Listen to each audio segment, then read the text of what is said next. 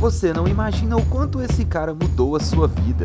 Ele é o responsável pelas primeiras linhas de códigos do Google. Ele, junto com Larry Page, fundou o maior império de informações abertas que a internet já viu. E a sua história é fascinante. Como alguém que nasceu na velha Rússia conseguiu chegar aos Estados Unidos e se tornar um dos maiores bilionários que o mundo já viu. E é essa história que eu te conto aqui agora.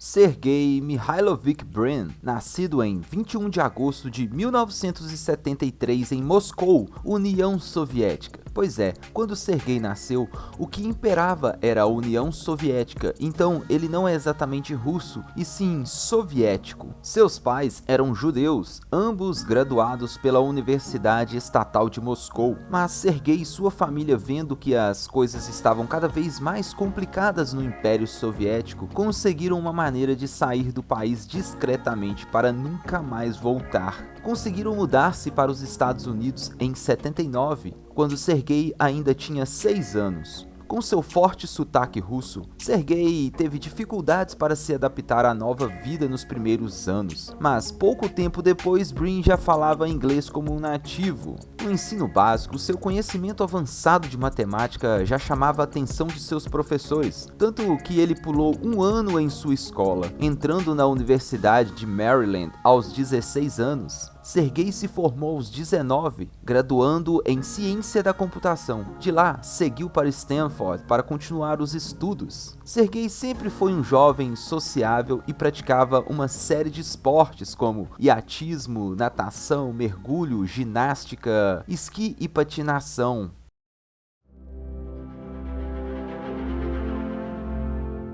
Como gostava de conhecer novas pessoas, no verão de 1995, Sergey Brin se voluntariou para ser o guia de um grupo de alunos que havia sido aceitos na Universidade de Stanford. Ele levou a turma para um passeio pelo campus. Entre os estudantes estava Larry Page.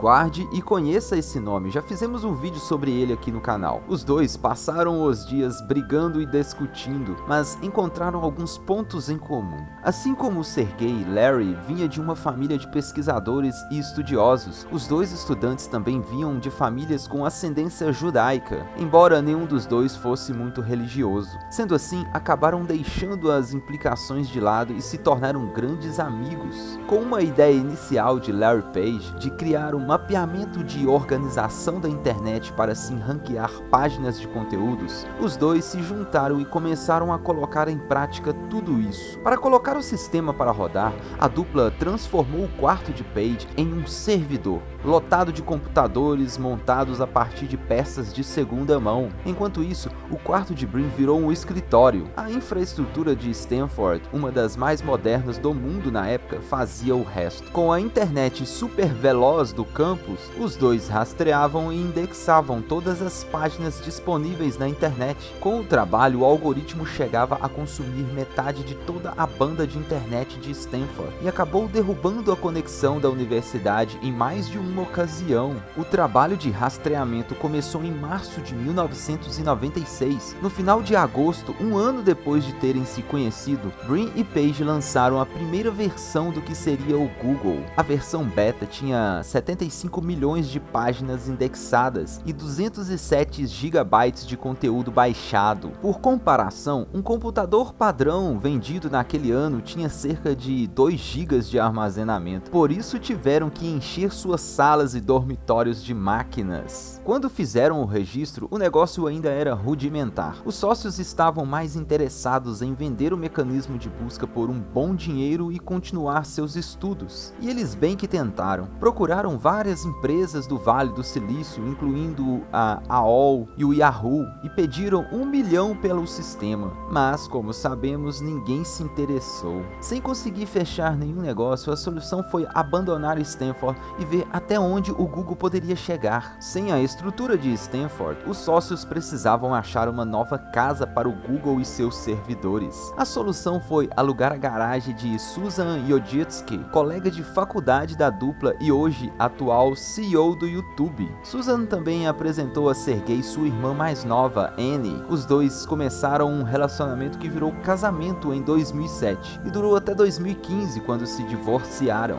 Em 1999, depois de uma tentativa frustrada de venda, Page e Brin buscaram fundos de venture capital. Apesar de ainda não gerar receita, o crescimento exponencial da empresa chamou a atenção dos fundos Sequoia Capital e Kleiner Perkins. Junto, eles aportaram 25 milhões no Google. Com o caixa recheado, a sede da empresa foi transferida da garagem de Susan para Palo Alto, na Califórnia.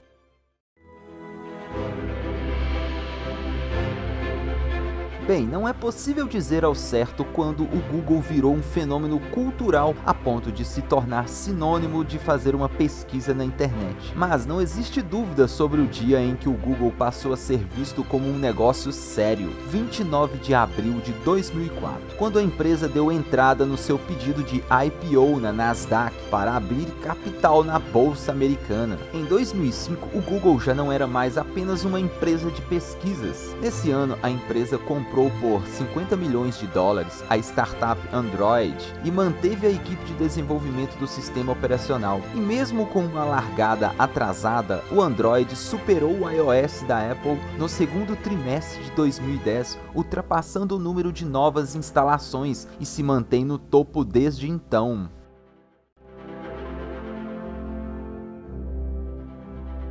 Com o passar dos anos, Larry ficou na parte administrativa presidencial do Google e Sergey tomava a frente da iniciativa X da companhia, que pesquisava tendências e tecnologias vanguardistas. Foi aí que surgiu o Google Glass. É praticamente impossível encontrar uma foto de Sergey sem os óculos nos anos que se seguiram. Ele trabalhou firme nessa ideia, mas por questões de privacidade, bugs e falhas na bateria, o aparelho foi aos poucos sendo deixado de lado até desaparecer completamente e se tornar uma frustração na vida de Sergey. Muitos outros projetos surgiram e sumiram, como o Google+, e o Google Wave, e com tantas novas frentes, os fundadores tomaram uma atitude, e em 2015, Sergey e Larry anunciaram a criação da Alphabet, uma holding que tomaria conta do Google e outras iniciativas. Sergey e Larry estavam na liderança da holding, sendo Larry o CEO naquele momento. Em dezembro de 2019, Brin e Page anunciaram em conjunto que deixariam suas funções na Alphabet. Desde então, Sergey tem sua influência na companhia, mas tem dedicado-se a outros projetos relacionados à aviação e espaço. Por exemplo, tem algumas especulações sobre um projeto que ele estaria construindo o que foi chamado de um iate voador, uma espécie de dirigível que navegaria no oceano, um projeto de mais de 100 milhões de dólares. Sendo assim, Sergey Brin se encontra hoje ainda como um dos maiores acionistas do grupo Alphabet, com uma fortuna de cerca de 94 bilhões de dólares, segundo o índice de bilionários da Bloomberg. Grande parte desse valor é de suas participações no Google como acionista. Lembrando que esses valores estão sempre assim em constante mudança, porque as fortunas de bilionários estão sempre atreladas às ações das bolsas de valores americanas na maioria das vezes. Bem, com tudo isso, Sergey continua ali permeando entre as 10 pessoas mais ricas do mundo. Nada mal para quem está praticamente aposentado, né? E aí, qual será o segredo de tanto sucesso de um cara assim como Sergey? Bom, difícil definir, mas vou deixar uma frase dele aqui para que você possa pensar sobre. Abre aspas. Descobrimos que 1000 resultados não eram necessariamente tão úteis quanto 10 bons resultados. Frase interessante que pode muito bem encaixar na vida profissional, não é mesmo? Então, se você gostou dessa frase e do conteúdo deste vídeo, considere se inscrever aqui no canal para acompanhar os próximos. E vou deixar aqui na tela 2 vídeos que também pode te interessar. E não se esqueça de deixar o like, pois ajuda muito o canal. E é isso aí, eu sou o James Silver e esse foi mais um episódio de Incríveis Números. Obrigado pela companhia, até mais!